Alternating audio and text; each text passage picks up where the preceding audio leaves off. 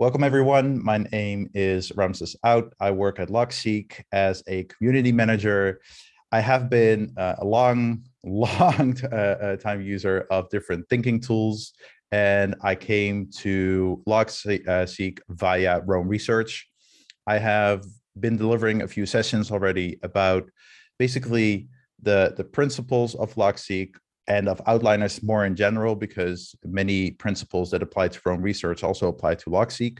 But I've noticed as I've been moving in the Logseq community that there are many people coming to this tool for the first time. So whereas in the past it was more like former Rome Research users coming to Logseq already have this way of thinking in their minds, thinking in an outline in a graph database. I've noticed that it's not coming naturally to everyone. So that's why I'm organizing more of these sessions to help you understand not only the fundamental features of Logseq, but also more the principles that underlie it. So today we'll discuss a few questions that you all asked when you signed up for this event. If you have questions, more questions, again, raise your hand so I can unmute you. Otherwise, just put it in the chat because I will stop in between sections to answer questions. Before we get started, put anything that you that is on your mind, that like a challenge or whatever, put it in the chat, and hopefully we'll get to it as fast as possible, so you can get your question answered. For now, the program is as follows. So the questions I got, and we'll make this a little bit bigger. The questions I got so far were, how will I know if Logseq is the right tool for me? Many people struggle with this. What is the best way to get started using Logseq? Queries for task management. Overwhelmingly, questions or challenges that came in were about queries. So I will be organizing much more sessions about queries. Then also, what are the best ways to quick capture was another question that was quite common. How to use Logseq for more than simple logging and task management. How to use Logseq to learn. How to sync across devices. It's a little bit more technical, like saying how to export text from Logseq also can become a little bit more technical. I'm just going to start at the top, because I've categorized them in the way that, or organized them in the way that the questions or the challenges that I read most, I've put them most to the beginning. Before we'll get started, I will have a look at the chat where people are calling in from. Lots of people from the US, Europe, mostly US and Europe. All right.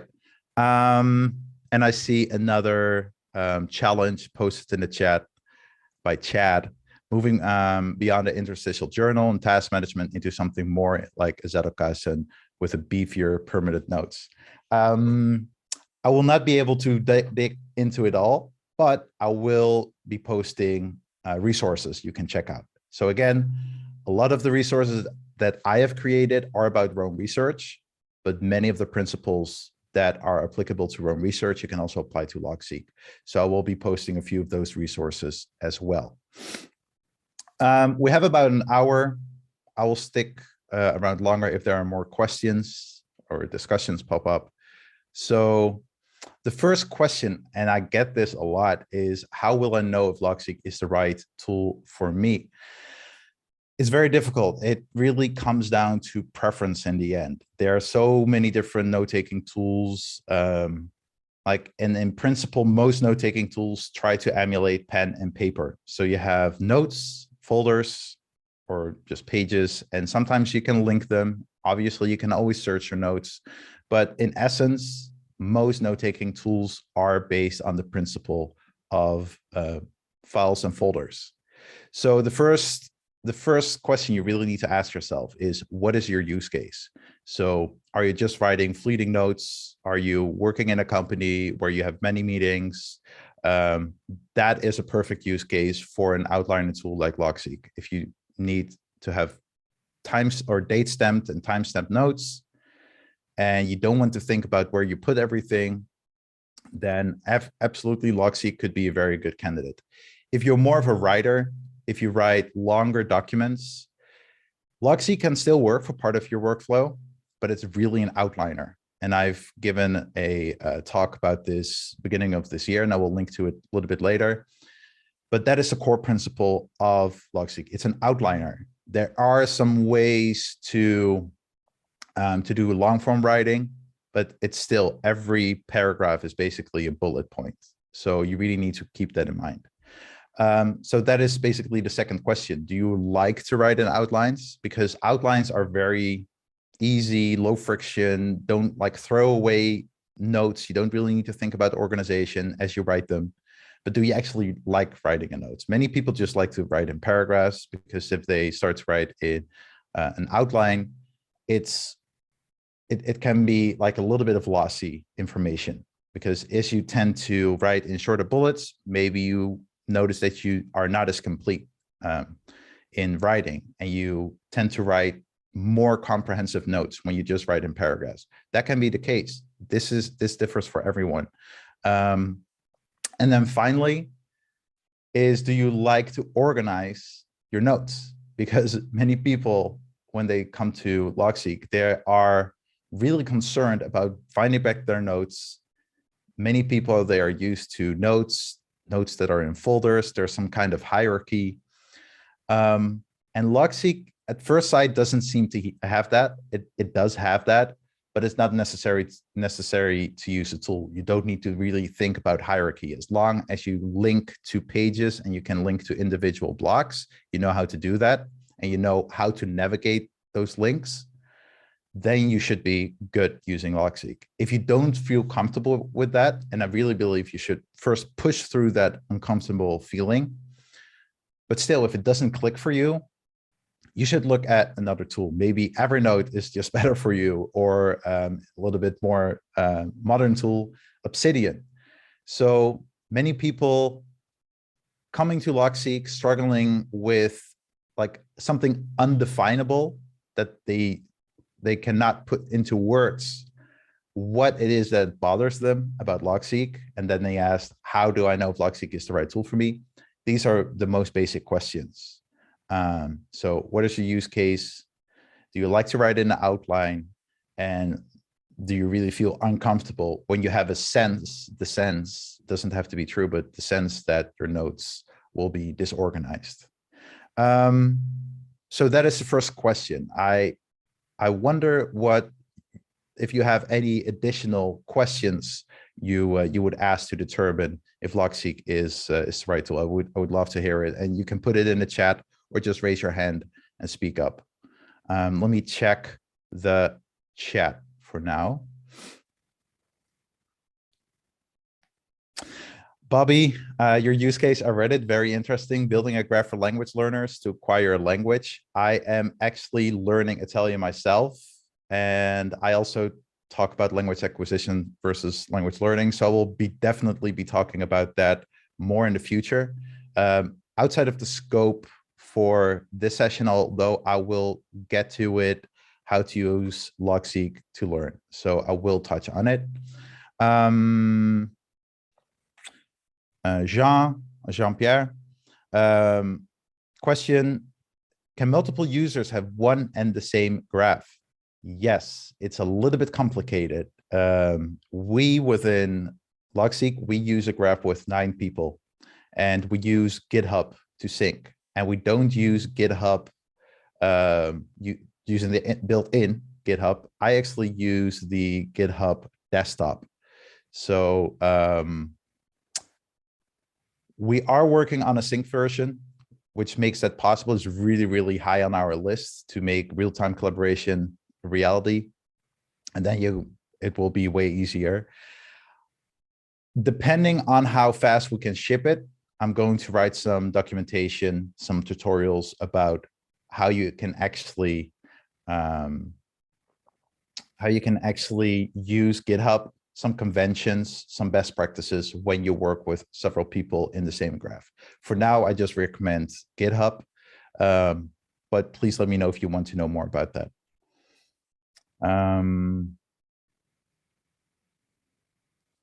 Lee is asking, most interested in how to sync across computers, not phones or tablet, if I do not have access to a public cloud. Lee, I don't know if you can elaborate a little bit on that question, but to answer your question, there are basically two ways to synchronize. We'll get to it, but quickly, it's either via Dropbox, iCloud, Google Drive, if you mean with that public cloud. Obviously, you will need to sync the actual files. Another way is using GitHub. We will keep, as Logseq, will keep supporting GitHub sync for now, but I will get to that in a little bit. All right. So now that we have it out of the way, some of the main questions about, okay, is this for me? Can I use it to collaborate? The answer is yes, but it's a little bit tricky in the moment. Can I sync? Yes, there are several ways, but we'll get to those details later. The question I get asked most often after that is, what is the best way to get started using Logseq? There's a lot of overthinking happening. I see it's not really difficult to start using an outliner, but if you come from a tool or from a really systems thinking approach where you want to set up a system, where you see yourself more as a systems architect almost for your personal knowledge management, then Logseq can be quite intimidating almost in its simplicity. So my recommendations, these are by no means all true, but this is just my view. If you have other insights, please share them in the chat. But I would say start simple. Don't overthink your system. So structure can actually emerge in Logseq if you use indentation, which is the second point, and you use links. So a link being the double brackets or hashtag, for example. So that is crucial. That is crucial. So even if you don't think about your system up front, just linking to pages, and I would say also linking to blocks, that is how you start to organize, like bottom up, your system instead of top down. So instead of imposing a structure, as you link, you start to see what works, what doesn't work for you, what you like.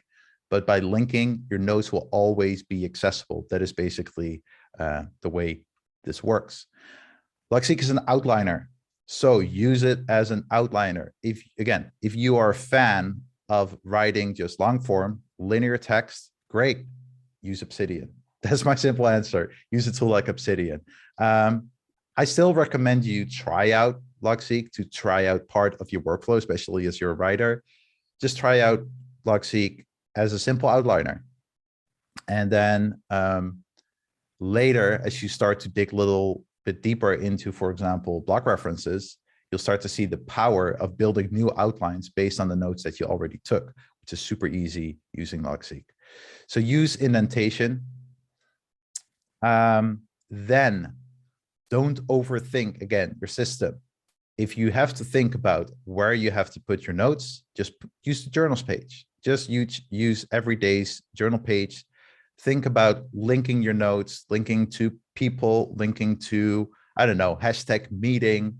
Those will be your entry points to your notes. So even if you don't have a structure, but you tag every meeting note with the link meeting, you can just go to the meetings page and already have an overview of all your meetings, even sorted by date. So that makes it a whole lot easier to find back your notes. I would say also, because we have the journals page, write every day to make it a habit. Again, link to pages and reference blocks. And if you're a fan, even if you're a fan of notes and folders, many people just click through folders to look for files or notes, or they use search functionality. You can do both actually in Logseq, but instead of going into a folder, you just go from link to link. So maybe you go to the meetings page and then you filter on the person. So that way you can still drill down into your notes, but the way you do it is just different. Instead of navigating files and folders, you're navigating basically pages and links. And this is the onboarding event I mentioned. So I definitely recommend you taking an hour and watch that. I basically go into the fundamental parts of an outliner, of linking, and the fundamental parts of Logseq. All right. Let's see if there are more questions.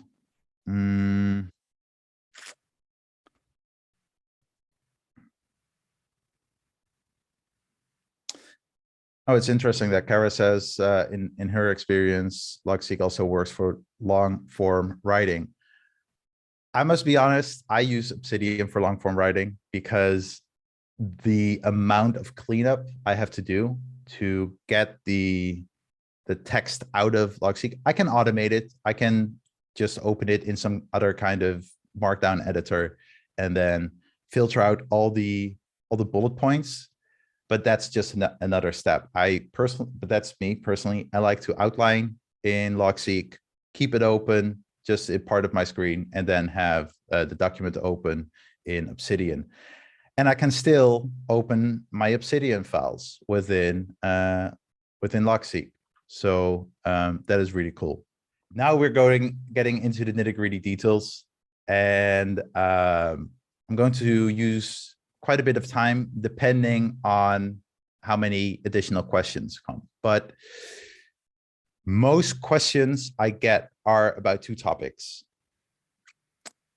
tasks, so the task management system in Logseq, and queries. And it's funny that it's that combination. It's as if people sense that using queries, you can build some kind of system. They have the sense of it, but they don't really know how to do it. So I'm going to dive quite a bit deeper into queries. There was a question that I got a lot, and I just want to do some testing. So I actually just want to do some live coding, I would say. It's basically just building queries. And I want to showcase a few of these. Again, in the onboarding session, I have a section about queries, and I think it's a good introduction to the topic. But for now, we're actually going to focus on task management. And let's see. So there are a few ways to build queries in Logseq. The first one is just inputting links, and then any block that contains the link that you put into a query, it will show that block as a query result. Maybe I need to take a step back. What are queries? Queries are basically search terms or search operations on your nodes database, on your nodes graph. So that's another reason why it's very important to link to pages, because you can enter those links to pages in a query, and then you can see all the instances that a link was mentioned. And instead of trying to explain it, I will just show it. So for example, I just created hashtag link. So links. So this is, I just used this somewhere. I'm going to put this into a query. So to write a query is, you can use two ways. You can either write /query, and you'll get the two curly braces, the word query, and then two closing curly braces. Okay, within these curly braces, you put these search terms. And basically, if you're any way familiar with Google search, like advanced search, you can say, oh, I want to search for this term, but any page that also contains this term, like term B, should be filtered out. So I only want to see pages with term A, but that do not contain term B. So Boolean search, basically. That is how queries work. And I will link to an article in a little bit that will help you understand it. But if I say I just want to look for the blocks that contain the word links, I will use the argument and I will just put in links. And now you can see anywhere that I've mentioned the links, I will see all the blocks that mention that link. And I realize that it's a little bit vague if I use links, so let's use Logseq. Okay. So now let's say I create another block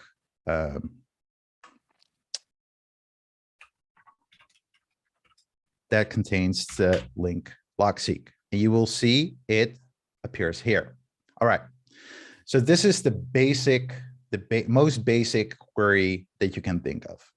So I say to my graph, I say, I want to see all the blocks that contain the link Logseq. So in this case, in my graph, there are only 2 blocks that contain the link Logseq. So those will show up in my query. Let's say I want to see all the blocks that contain Logseq, but not the blocks that contain the links. So I'll add another argument and I say I want to see all the blocks that contain the link Logseq, but not the blocks that contain links. And I click away and only this one block will show. All right, so how does this actually work? If I want to create a query for tasks, there is a special property, and I'm not going to get too deep into properties, but these work a little bit differently than links. So for example, I create a to-do and I say, I want to have, or I need to do the Logseq office hours. And I have another block, Logseq office hours prep. All right, let's create a new query and let's start very simple. Again, same way, query, and I'm going to look for every instance of Logseq. So I want to see all my Logseq to-dos. I click away and you can see there are a few blocks that appear.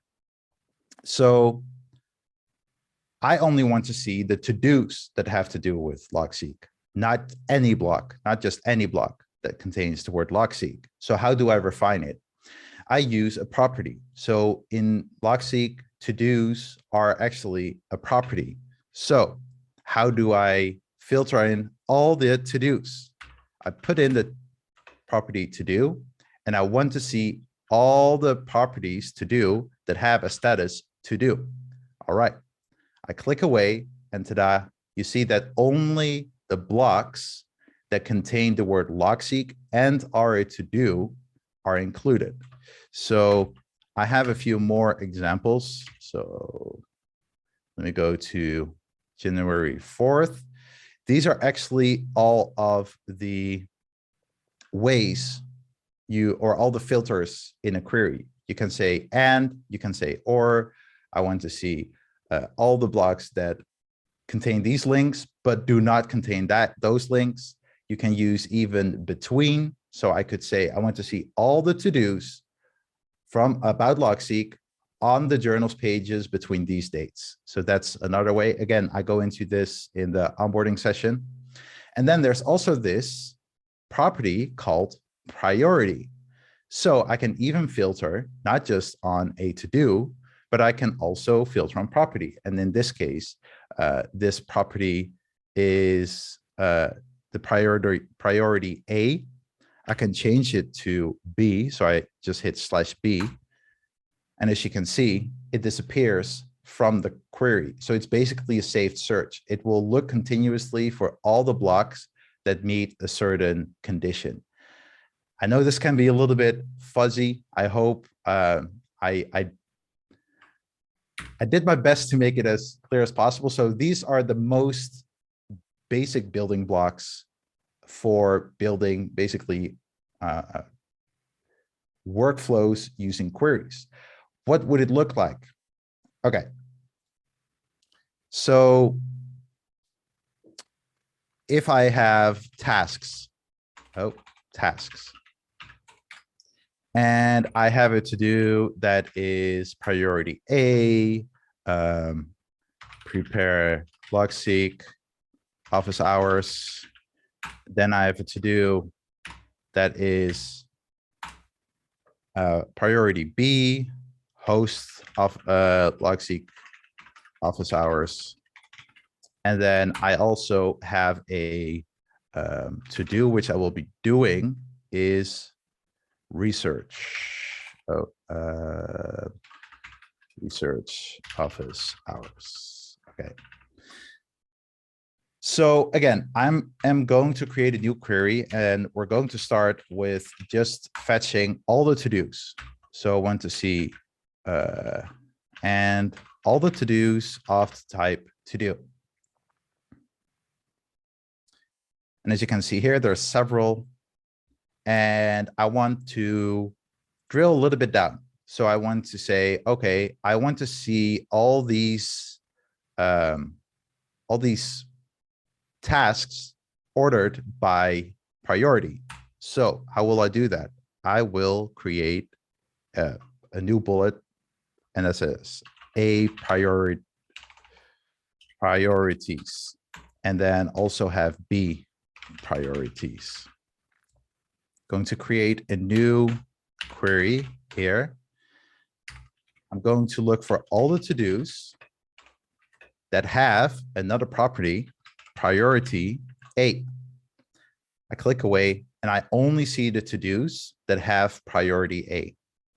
Same way, I can basically just copy this query and change this to B, and then I see all the blocks, I would say, with priority B.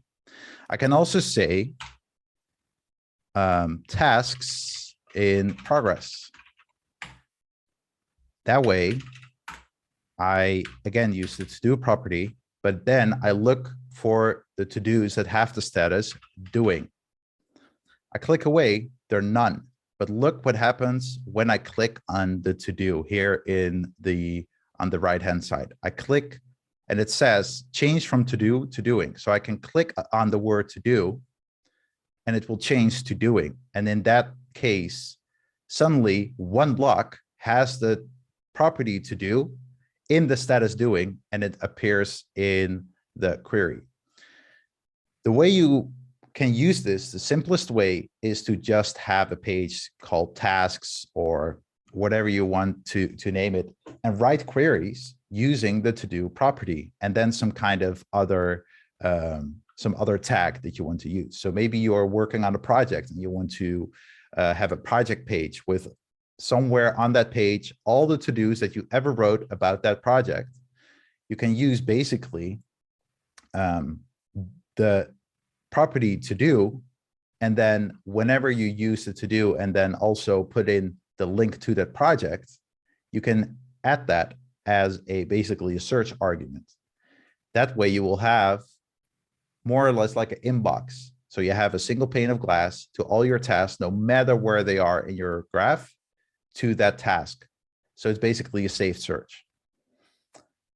Whew. Okay, those are queries. And there will be a lot more sessions about queries because you can build so many different things using queries. I was not just freestyling it a little bit, but I want to actually work on some common workflows. For example, in my case, I have a whole writing workflow that works with queries and statuses, so I can directly see and jump to all the articles that I'm writing on in different stages, but that is something for future sessions. Okay, quite some questions. Let me see. Robert, question: how big can your database be? As big as you want, but I do need to be honest.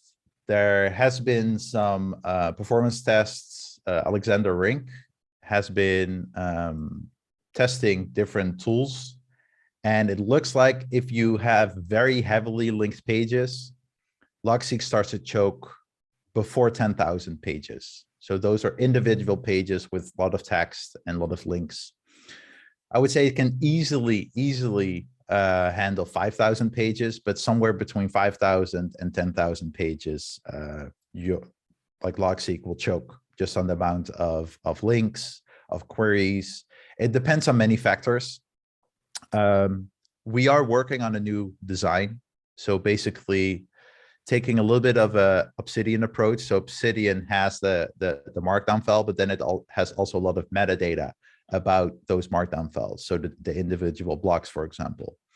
The way we do it, we store a lot, and I don't want to become too technical, but we store a lot in the markdown files themselves. So we're actually looking to offload some of that indexing to another database. So you will still always have your markdown files. You always have your plain text files. So plugging that data into other apps will still be possible. But then for all the indexing and references and stuff like that, we're thinking of creating some database design so we can speed things up. Once we do that, and if you just look at Obsidian, like it seems to have no limitations, like tens and tens and tens of thousands of markdown files it supports. So that is our aim. We try to look at other tools, how they solve things technically, learn from them. So yeah, that is the most honest answer and complete answer I can give at this moment. Jacob, sorry, I hope I pronounced your name correctly. Would OmniFocus or Things be a better alternative for tasks and small projects? I actually still use tasks, but I use it for bigger projects. So for many small things, I use Logseq. So in the collaborative graph, I go in every day. So in our team graph, I go in every day, do my to-dos, take notes. I work mostly from the shared graph that we have. Then for many recurring tasks, personal stuff, bigger projects that are a little bit more complicated, I personally like to use Things. So I think, again, it all depends on preferences. I could do everything in Logseq, especially now that we have a mobile app, but I've been using Things for so many years that, yeah, if you like Things, if you like OmniFocus, if you like some other like Todoist, by all means, keep using it. I do know many people who like to have their notes and tasks together. So for example, when I take notes in our collaborative graph during meetings, I can very easily create a new task, add hashtag Ramses, and then I have on my personal page in my graph, I have all my open to-dos, which again is just a query. It looks for all the to-dos that are in status to do, and that have my name as a link inserted. And that way I can, from all over the database, other people can also assign me tasks by just having a to-do with my name attached.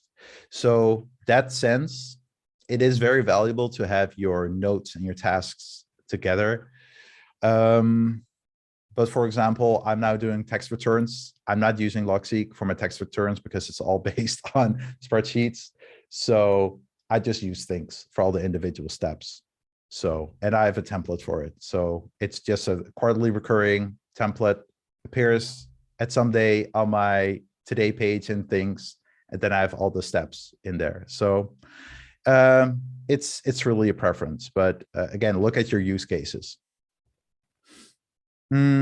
Alex, thank you for posting the performance review. I really recommend it for people to check it out, especially if you have a big notes database and you are not really a fan of outlining per se, and you have been torn between maybe Obsidian and Logseq. In all fairness, check out Obsidian. It's probably a really good tool for many use cases. Personally, I don't like it for task management, for example, because you need to have some workarounds.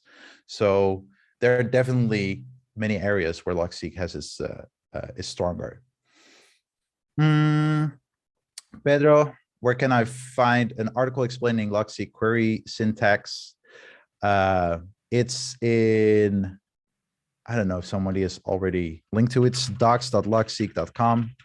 I agree. It's not the clearest documentation. I'm actually rewriting it right now. But there is a page on queries and all the operators. And I'm also working on an article on basically all the different arguments operators you can use. All right. And Matt also explains that Santi Younger has a Logseq course that explains using Logseq with Obsidian. Actually, tomorrow I'm linking to a video by Jeffrey Weber, and I also have written a Twitter thread explaining how you can set it up. So just go to my Twitter and then let me see. My Twitter handle is this. And then if you do just search for Logseq Obsidian and my Twitter handle, you should be able to find the thread. All right.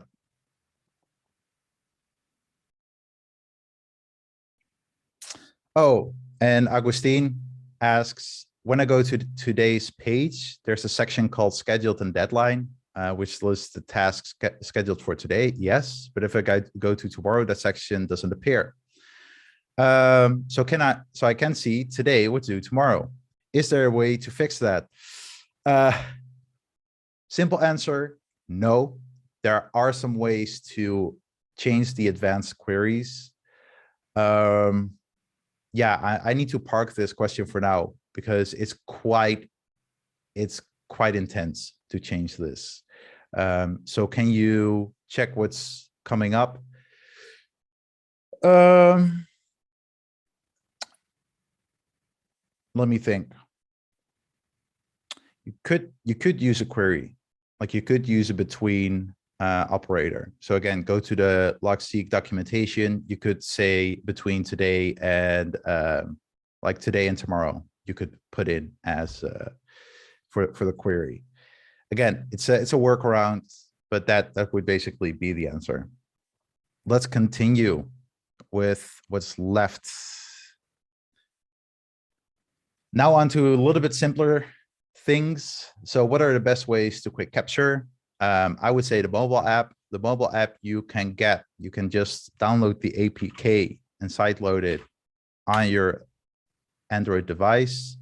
The iOS app is still in beta. Well, the Android app is also in beta, but it's with iOS we maintain a different beta program. So sign up via this form. It can take a while if you're on iOS because we have many people interested and many bugs to squash.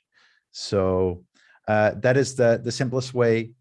If you don't have a mobile app or you want to use, I don't know, iOS shortcuts or some other tools, Phone to Notes is a very useful service. It's a paid service though. And I would say the journals page is the easiest way, regardless of the device that you use, but put everything on your journals page. Use links, and that's the best way for quick capture. So don't overthink it when you capture stuff. Link it, and then that's how I do it, but treat your linked references as an inbox. So for example, you're working on a project, you add notes about that project to your journals page. Once you are actually on that project page, maybe you're preparing some meetings or whatever, you simply drag the blocks that you wrote on journal pages onto the project page. So that way you will use your linked references as an inbox.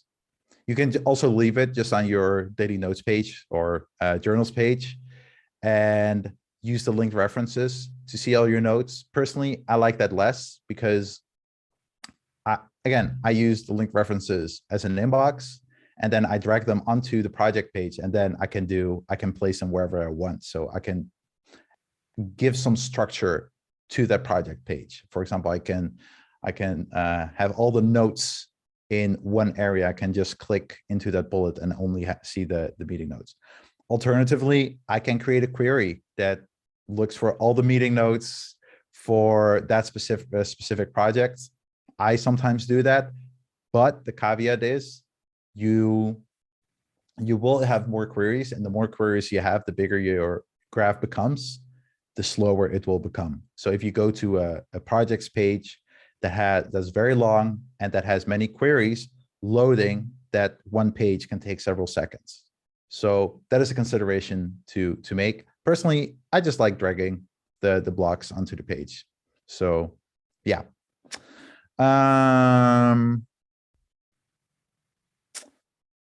Let's see. And I see Matt is posting some advanced queries to the chat. Definitely check those out.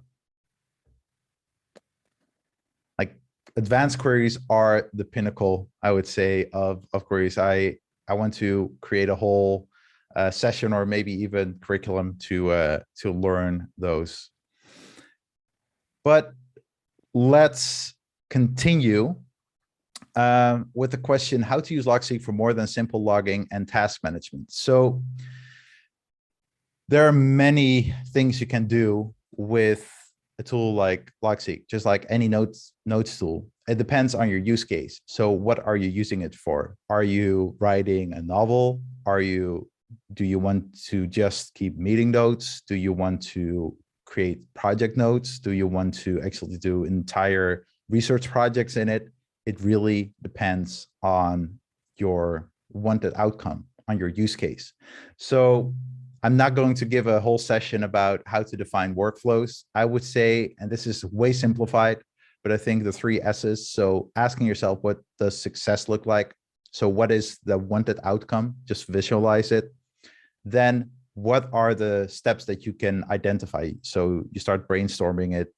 And then what is the sequence of the steps that, so what step goes before the next? Pretty abstract. So I normally say, just get started with manual workflows. So do something that you do manually currently. So maybe you take meeting notes. What are the steps to taking those meeting notes? So for example, you're responsible for one specific meeting, always for the meeting notes. What are the steps? Or what is the wanted outcome? Let's start there. You send the meeting notes to a specific group of people. All right, so what are the steps involved? You can work backwards. You can say, okay, the end result is this, and then you work backwards. You can also just start at the beginning and then fill in the blanks as you go along. But normally, just think about what your process normally looks like. So at the beginning, meeting is scheduled. You see an agenda is maybe proposed by your manager. Other people propose agenda points. And then before the meeting starts, you summarize the agenda points for that meeting. So that is one section. You always write that one section. You also have a section of the people who attend the meeting. So you know that's another component that I need to add. Then you have the actual meeting. So you have the actual meeting notes, and maybe you want to link them back to your agenda. So that would be another step. And then finally, you want to send the meeting notes to everyone in the meeting. So how would you go over that? I would say start with a text template. So you have a text template with a little page property called, or a block property called meeting attendees. You have a block that says agenda points. Then you have another block under which you will nest other blocks that says notes. Maybe the attendees each have their own page in Logseq, so you can link to those people and then very quickly open their page in the sidebar so you can see their email address. That's how you can start to think of all the ingredients that go into producing a very specific outcome. And this is how I would approach starting to use Logseq. So you can start very simple. And then as you start to write more often and you start to identify the same type of data that you enter, just create a text template, and that will guide you through the manual steps. It might still be manual in the beginning. Maybe later on, you write some query to automatically look for all the people that have attended and then show their email address in a list. That could be a use case, but you still just start with a manual process, naming all the people that attended, linking their individual names, opening the sidebar. And as you start to do that more and more often, you refine your workflow little by little. But you just start with a text template. And the first few times that you do it, you don't even have a template yet.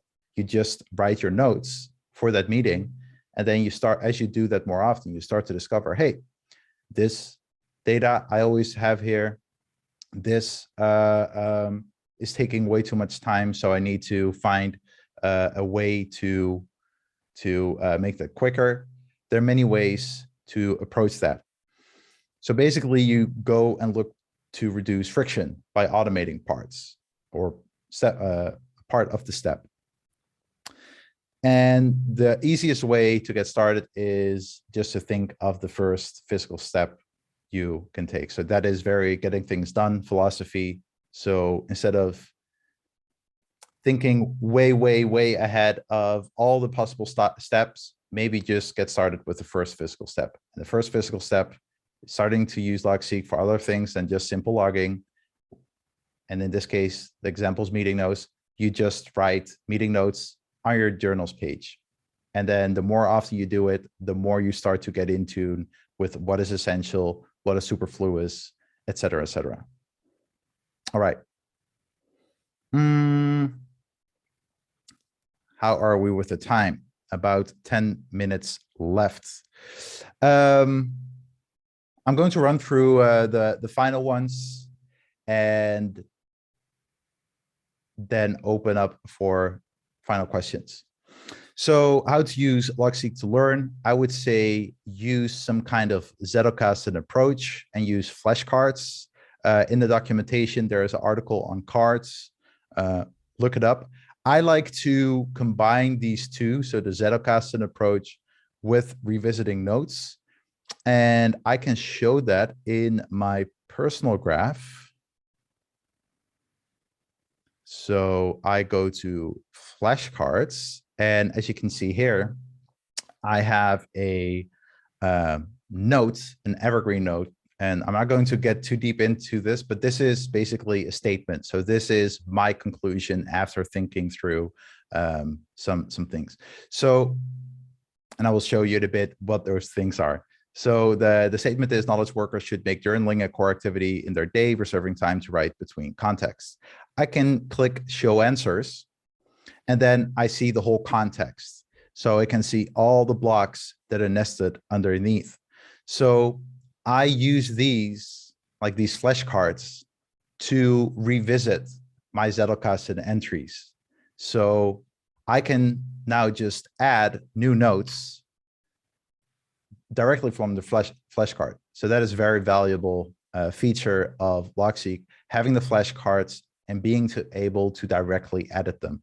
And then I can just reschedule it for another time to review it.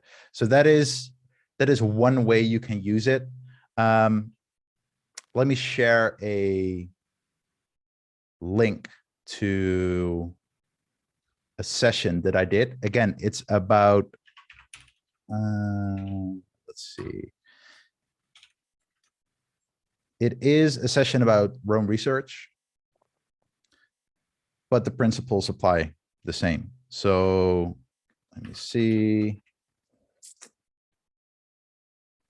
And I think this one is public now, isn't it? Otherwise, I'll just link. No, I'll just link to the video and put this in the chat. This is a long session, 1.5 hours. If you've ever wondered about the Rome Book Club style Zettelkasten, I explain it in 90 minutes in this session. So definitely worth checking out. All right, so that's for learning. You can also just use the flashcards option to have simple question and answer. So the way I do language learning, and I use Anki for language learning because I like to have audio with my flashcards. But on the front, I just have one sentence in my target language. And then on the back, I have the translation in English. So that is basically the most simple way to do flashcards in Logseq. How to sync across devices. I would definitely recommend just looking in, like searching on YouTube and then sync, because there are several videos about Logseq sync. So you can just use a sync service like Dropbox, iCloud, or Google Drive. And those are just folder and file and folder sync programs. So Logseq also works with files and folders under the hood. So you can just sync that using these services. I personally use iCloud, and then whatever I write on my phone will appear on my desktop automatically. Sometimes, again, I'm just being honest, sometimes there are sync issues. So if there are sync issues, go to your logs into your graph folder. There's a folder called Logseq, and within the Logseq folder, there is a BAK, B-A-K folder. And there you will see all the markdown files that were changed. So if you have deleted a block accidentally, and Command Z or Control Z is not working, you can go to the backup file folder and then just open that file that is in there in any other markdown editor, and you can just copy paste it back. So that is it's not perfect yet. And again, as long as we sync individual files, this will be an issue from time to time. That's also one of the reasons that we're working on a proper database design for syncing and real-time collaboration. You can also just use the web app in combination with GitHub. I know we have the little message that says on top, we will deprecate this functionality in due time. Just keep in mind that it will stay working at least until we launch our own sync service. So again, the real-time collaboration and /sync service. I don't know how long it will take. We are still busy with database design and cracking some tough problems. So it will work until then, a period after, and there are even talks internally of not deprecating it at all. We personally, and I think also several team members, we don't think this is the best way, GitHub, because there can be merge issues, some sync issues. It's not the best experience, but we want to give people the possibility. So we are still debating if we're going to keep it or not, but just rest assured, you can use the web app. You will be able to keep using the web app because we'll, in due time, we'll launch our own sync service and we'll keep supporting GitHub for a while. All right. The time is up, and there's still the question how to export text from Logseq. Simple copy paste, I would say. There is the export functionality, and I don't, weirdly enough, I don't see here the individual page export option. I'm probably missing something, but again, under the hood, it's just a markdown file. So you can open the markdown file, copy paste it anywhere. That is basically the simplest way. There's also GitHub Publish, and GitHub Publish is a service to basically turn your graph into a static site. And then you can run that, for example, on GitHub Pages or Netlify or any other tool. It's a little bit technical. It's not very end user friendly. If you have zero experience with coding, probably not very accessible way to publish. For now, again, we are working on some pro services that will make this way easier. And I will write some more documentation about how to actually export pages or just data in general in bulk, I would say, but also individual pages in the future. All right. So Matt says the best export is marking the blocks and right-click export. So Matt means like this, right? Oh, like this. But I don't see, like, do you mean just copy? or copy S. I'm not sure what you mean, right? Ah, okay. Yeah. So copy S. So that's where the button went because it was there. So yeah, this was the screen I was looking for. So you select the text that you want to export. So in this case, these blocks, and then I do right click, copy as. Thank you, Matt. And then I can select either plain text, OPML, which is a open format for outliners, and then HTML. So basically you can create little web pages with this. But when you do text, you have some options as well. So you can say, I want different, like either no indentation, or you can keep the dashes. So you just keep the outliner format. If you do it like this, you can potentially just copy paste to, for example, any other outliner tool. Although my experience is that just when you copy paste this in Rome, for example, you can just copy paste. So it will automatically turn everything into a proper outline again. Thank you, Matt. I'd missed that. All right. And the hour is up. And I will stick around if there are still more questions. Oh, Matt, also good comment. So when you export, so you do copy as and you do HTML, you can actually put it in Word. And it's formatted according to Matt. So let's say you want to export this to Word, you select it, you do copy as, HTML, click copy to clipboard, and then you can just paste this into Word. I don't use Word, so I cannot test it out now. So that I should write a little bit of an article walkthrough about that. Fee asks, will we be able to export properties with the export text? I don't know. Like I don't look too much at GitHub issues. I don't know what the use case would be, but sorry, I cannot answer that question right now. Let's see, any other questions or comments? Use the raise hand feature if you want to speak up, or just put it in the chat. So Renzo is asking, can Logseq and Zotero work together? Yes, you can go to here to the three dots, you go to settings, and then it's advanced, no, editor.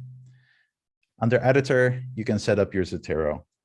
So I have not set it up, but this is basically, yeah, the answer is yes, you can.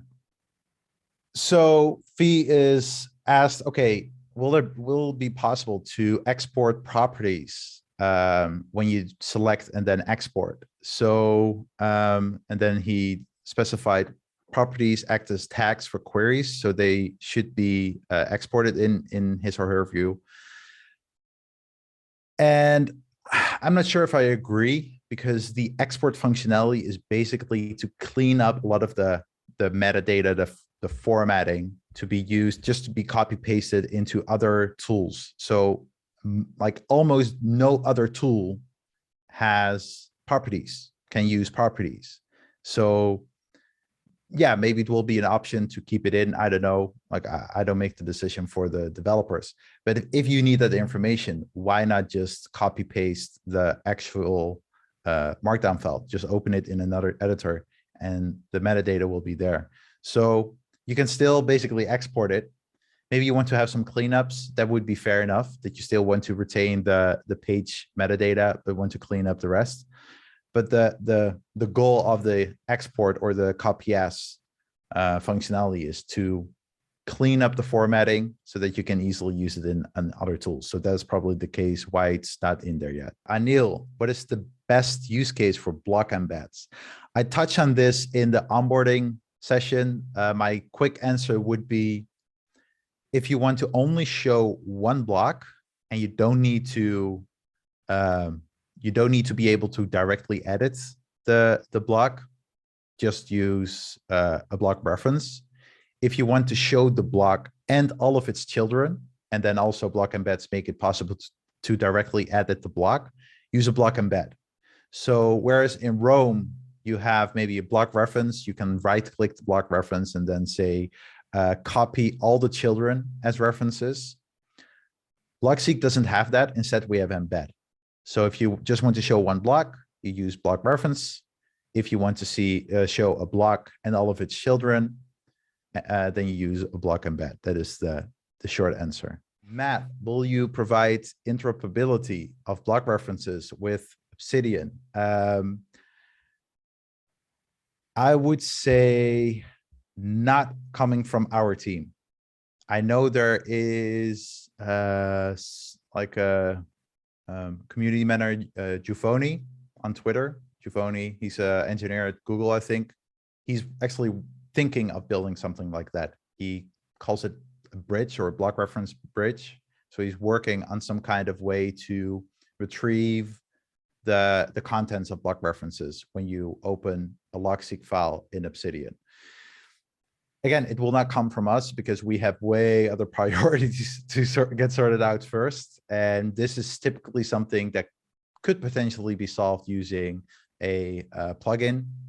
We're actually thinking of creating a bounties program. So for stuff that we ourselves cannot create, but that we think can be solved using a plugin, we are looking to sponsor different initiatives. So we're still working on that program. We have already started sponsoring a few plugin developers already, but that program will become public quite soon. And I want to thank everyone for the questions and the comments. Matt, especially. Matt, you're great. Thank you. Helping out in the chat was very useful. Great. That's why I love these sessions. Like we all help each other. So the next session, I don't know when it will be. I'm thinking next week, and I'm thinking it will be about queries because I need to dive way deeper into those. I will be doing more office hours. So next month there will be next office hours. Will be a similar format. You asking questions and me rambling a lot. So I hope it's useful. All right, everyone. Thank you so much. Bye, y'all.